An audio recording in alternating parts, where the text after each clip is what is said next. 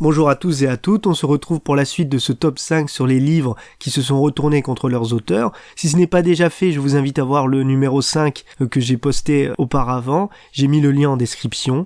Il s'agissait du livre Pourquoi Sarko va gagner d'Éric Brunet, sorti en 2012, qui lui a valu de nombreuses moqueries comme nous l'avons vu dans la vidéo précédente. Aujourd'hui, nous allons faire un virage complet puisque nous quittons le monde politique pour entrer dans l'univers du sport. Avec cette fois, je l'admets, une petite entorse au principe de ce top, puisque dans ce cas, ce n'est pas le livre qui va salir la réputation de l'auteur, mais l'auteur lui-même qui va décrédibiliser son ouvrage.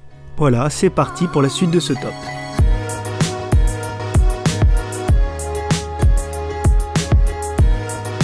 Deuxième cas de figure, Pourquoi le foot français va dans le mur de Fawzi Djedou Benabid et de Yassine Ahmed, mais dans ce cas-là c'est seulement le premier écrivain qui nous intéresse, le premier auteur du livre. On peut noter aussi également la présence de Daniel Riolo, c'est indiqué qu'ouvrage écrit avec la collaboration de Daniel Riolo, je pense qu'en réalité il a beaucoup plus participé et aurait dû être dans les trois noms troisième auteur. Quoi qu'il en soit, donc ce livre, surtout parce que le livre reprend ses thématiques, le livre traite du déclin du football français, de pourquoi le football français va mal. Il a été publié il y a quelques années, en 2014, et il serait en quelque sorte encore d'actualité, puisque aujourd'hui, enfin cette année, une fois de plus, les clubs français ont montré leur difficulté à remporter des matchs en Europa League, et structurellement, il y a d'énormes difficultés. Donc le livre dans son ensemble est plutôt juste. Il critique donc la présidence des clubs. Les clubs sont très mal gérés, les centres de formation sont mal gérés, ce qui expliquerait pourquoi il y aurait des défaillances dans la formation des joueurs de Ligue 1. Mais le problème en fait, ce n'est pas le livre en lui-même, même s'il y a quelques erreurs, on va y venir, c'est la déclaration de Fawzi Djedou lors d'une émission sur le mercato de l'OM. Avec nous aussi on va dire la plus belle recrue du phocéen estival, Fawzi. Je vais rappeler à tous ton livre, voilà pourquoi le foot français va dans le mur. Quand t'es 6 millions, il y a 3, 4, 5 millions de trop. Il y a 5 millions de trop. Bordeaux, toi tu préférais quand même prendre Gay. Ah oui, non mais moi je suis ni pour l'un ni pour l'autre, puisqu'à Marseille, il faut laisser la place aussi pour Tuloma. Qualité. Hein. Kanté, c'est 1 million d'euros, il te le vend 6, c'est une arnaque. Kanté, ça se projette quand même, ça joue vers l'avant. Moi je l'ai vu en Ligue 2 pendant des années, c'est plutôt de la passe latérale à la française.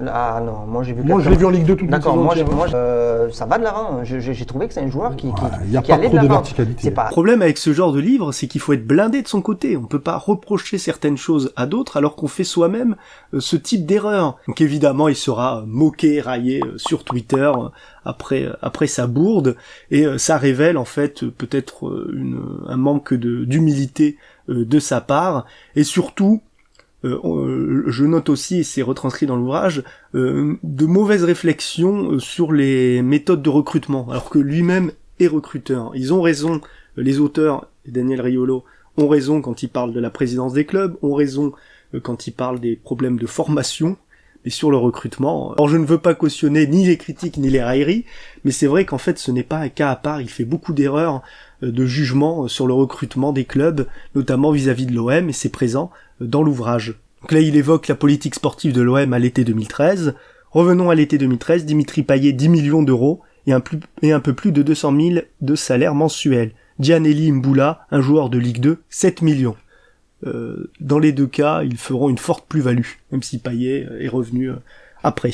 Au terme d'un imbroglio incroyable, Florian Thauvin est acheté 12 millions à Lille. Si on en prend en compte les bonus et l'argent versé également à Bastia et Grenoble, ancien club de Thauvin, on arrive à 15 millions. Aujourd'hui, la valeur de Thauvin est largement supérieure à 15 millions.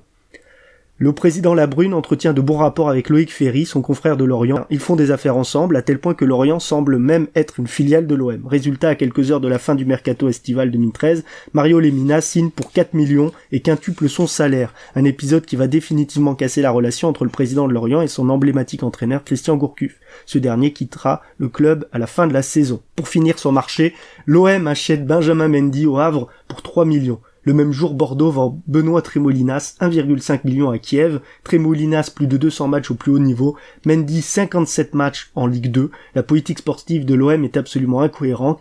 Puis, elle n'existe pas. En fait, il fait une erreur absolument, mais monumentale. Je pense que c'est quasiment aussi grave que ses propos sur Kanté, parce que la raison est simple, c'est pourquoi il privilégie Benjamin Mendy à Trémoulinas, c'est par rapport à l'âge, évidemment. Trémoulinas est sur la pente descendante, surtout qu'il a un gros salaire. Alors c'est drôle de critiquer les salaires versés par les clubs. Quand un joueur arrive en fin de carrière, on lui verse un plus gros salaire, même si les indemnités pour l'acheter sont inférieures.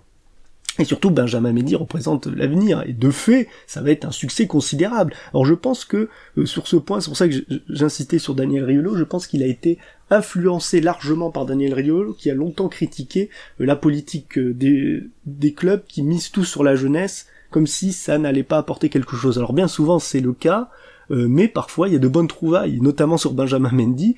L'anecdote, c'est que Daniel Riolo a considéré tellement ce joueur comme un joueur mauvais qu'il ne le voyait pas capable d'intégrer l'équipe de France, et il avait parié avec Eric Dimeco que si un jour il intégrait l'équipe de France, il allait manger un ragondin. Tout commence en 2010 lors de l'arrivée d'Azpilicueta à l'Olympique de Marseille. Eric Dimeco, consultant sur RMC et ancien grand joueur de l'OM, ne croit pas du tout en son potentiel et prend le pari de manger un rat si Azpilicueta est sélectionné en équipe d'Espagne. Ce qui arrive quelques années après. Alors finalement, il ne mangera pas un rat, mais un ragondin sur les recommandations d'un chef cuistot. L'expérience ne l'ayant pas traumatisé tant que ça, il retente le même pari lors de l'arrivée de Benjamin Mendy à Marseille en 2013, et cette fois-ci il est rejoint par Daniel Riolo, qui lui aussi est extrêmement sceptique sur le potentiel du joueur. Jouer le coup de je mange un rat s'il devient international. Ah bah si tu peux, on peut continuer ensemble. Allez, on le fait ensemble tous les deux. Bon bah alors s'il devient international, je mange un rat. Mal leur en a pris puisque le 16 mars 2017, Benjamin Mendy est convoqué pour la première fois en équipe de France. Layvin Kurzawa, Benjamin Mendy. Mais le joueur se montre très clément et absout officiellement les deux chroniqueurs sur Twitter. Après un long moment, voilà qui je trouve. Ouais. Alors on cherche un rat à Manchester, mais il fait trop froid, il y en a pas. Il fait trop froid, il y en a pas ici. Sinon, il aurait mangé ici. Voilà, exactement. Et j'aurais goûté avec lui. Voilà. Finalement, ni Riolo, ni Eric Dimeco n'auront mangé de ragondin cette fois. Alors l'autre critique que je pourrais adresser à cet ouvrage, et ça c'est fait de manière générale quand vous voyez des petits tutos ou des petits articles sur footmercato.net, etc., sur les joueurs que les clubs n'ont pas réussi à repérer, qui sont passés à côté des clubs de Ligue 1, il évoque plusieurs cas, il évoque Luis Suarez, il évoque Bordeaux avec, il cite Lucas Moura et David Luiz, qui serait passé à côté sous les radars de Bordeaux. En fait, je trouve que c'est une critique un peu facile, puisque en réalité, il faudrait mettre en avant la totalité des joueurs qui sont proposés au club. C'est facile de dire après coup Bordeaux a raté Lucas Moura, mais ça se trouve des joueurs qu'on les représentait comme Lucas Moura, il y en avait plein, et Bordeaux a peut-être refusé beaucoup de joueurs mauvais et qui avaient peut-être plus de gages de talent que Lucas Moura à cette époque. Donc c'est un peu facile de dire que les clubs sont passés à côté de pépites quand on sait pas en réalité à quel rythme on leur propose ce genre de joueurs et surtout la manière dont on les propose, parce que des cas de pépites il y en a tout le temps et finalement la plupart ne valent rien, et c'est d'ailleurs présenté dans l'ouvrage, dénoncé dans cet ouvrage. Donc il y a un peu d'ambiguïté, de contradiction. Et paradoxalement, quand c'est le cas, les consultants sont tous d'accord pour dire qu'il faut que le club vende sa pépite le plus tôt possible. Je pense notamment à Malcolm pendant ses années à Bordeaux, certains consultants allant même regretter le fait que Bordeaux l'ait vendu à l'été 2018 et non pendant le mercato d'hiver, alors que généralement le mercato d'hiver c'est un mercato d'ajustement, c'est des ventes de panique, c'est pas sain pour un club de vendre un de ses joueurs à ce moment-là, et a fortiori son meilleur joueur. On est vraiment dans une logique hypocrite de la part des consultants. Oui, les clubs doivent avoir de grands joueurs, mais s'ils les ont, il faut qu'ils les rentabilisent le plus possible. Il ne faut pas qu'ils les gardent pour jouer avec. Normalement, c'est une logique de président, une logique même de comptable, et sur ce point, certains consultants se font plus royalistes que le roi. Mais quoi qu'il en soit, le livre est tout de même intéressant, surtout que faudrait presque le réactualiser de nos jours, puisque la situation des clubs ne s'est pas améliorée, et malgré quelques bêtises, quelques boulettes énoncées par l'auteur, le livre est très pertinent et très intéressant. C'est terminé pour ce deuxième épisode. Si ça vous a plu, n'hésitez pas à vous abonner, et on se retrouve bientôt pour la suite de ce top. Au revoir.